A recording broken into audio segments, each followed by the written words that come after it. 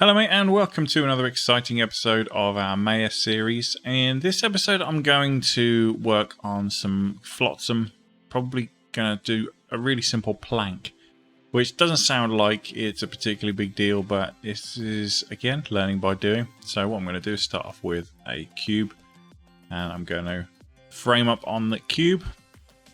If I hit the T button, I can bring up the dialog box that allows us to set the properties, so I can drag these things around, and I'm going to bring the height down to about 0.1, and I'm going to have our width, I'm going to put that at I'm going to say 0.2, and then I'm going to have our depth set to, I'm probably going to make the plank about probably twice as long so that it's that long, and then I might adjust the height a little bit more so that it's I'm going to make it 30 mil, so it's going to be 0.3. That's 3 centimeters high. That looks a bit more like a plank, doesn't it? Now you might be thinking, oh, job done, end of video, but we're going to do some little bits and pieces to make this thing look a little bit more realistic. It's going to be an old plank, it's going to be flotsam. So what I want to do is, first of all, I'm going to select our edge, and I'm going to select these 4 edges like this.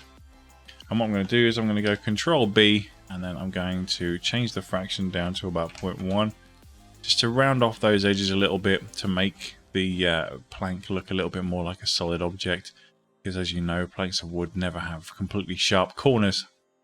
So now we've done that, what I want to do is change some properties along this angle. Now, it's flotsam, so it's never going to be perfectly straight. So what I'm doing is I'm just holding down the Control key, and I'm just adding these edge loops in all the way along. Now what I can do is I can go into vertex mode. I'm going to press W to bring up the move tool, and now I can adjust the position of these edges or these vertices ever so slightly, just to give the plank a little bit of a bow, just to make it look a little bit less straight. And that'll do, I think, in terms of that. And then what I'm going to do as well is I'm going to add a couple of chips to the end. So what I want to do again is come back to my tool here, and I'm going to add edge loops, but we need to get edge loops all the way around our object. So we'll go that way, and I'm going to add another one here for the other end. As you can see, that hasn't gone all the way around. So what I need to do is do the same thing on the bottom,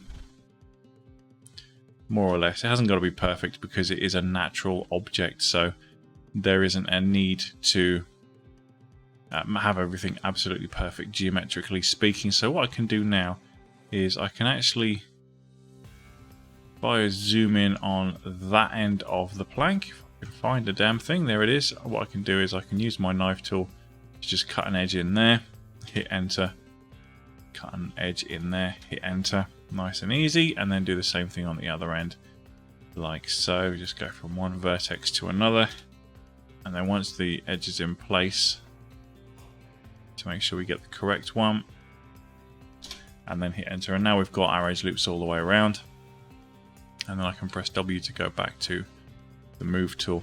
But what I'm actually going to do is go to edge, and I'm going to select this edge here, and I'm actually going to Control B. I'm going to bevel it, and I'm going to change segments to 2.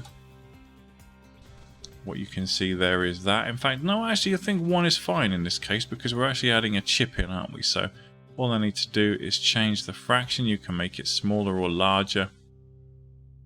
Entirely up to you how you do this. What I can do then is go to edge, bring the gap in there, and if I hit R, I can actually scale the gaps like that. It's created a nice looking notch in that end, and then if I come into face mode, I can select that face and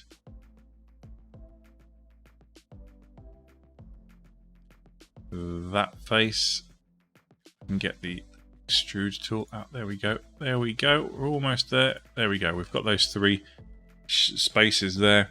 Now we can delete. And then all I have to do is select the edges at the top and bottom. And then in the edit mesh, or the mesh tools in one of these. There's a bridge option. If I can remember where the damn thing is. There it is, bridge. And then there we go. And we can do the same thing on this side. Go to edit mesh and bridge. And there we go. Look at that. That's our first notch. Now, of course, if we wanted to make this look slightly more natural, we could go to our vertex mode and grab this vertex and drag it so that it's kind of over there a little bit. Make sure that the hole isn't completely uniform. Again, this is low poly meshing, so it's up to you how you do it. The imagination is really the limit on this one. And then we can bring this around to this side and we can put a notch here. So we're going to go to edge, select my edge, Control B for bevel. I'm going to adjust the depth. You can adjust the depth so that you get slightly more depth. You can basically adjust this however you want, but to be quite honest, the way that we're doing this, it doesn't really require that much skill in that regard. So what we're just going to do is just delete the faces again, grab our edges the same as we did before. So we go to edge mode, select that edge, go to edit mesh, bridge, that one and that one, edit mesh, bridge, come back into vertex mode, and then we can adjust these two like that. Make this one a really long notch. Bring that across ever so slightly. I might make this kind of look like it's almost a uniform notch like that. And there we go. We've got a nice simple plank with a couple of notches at the end.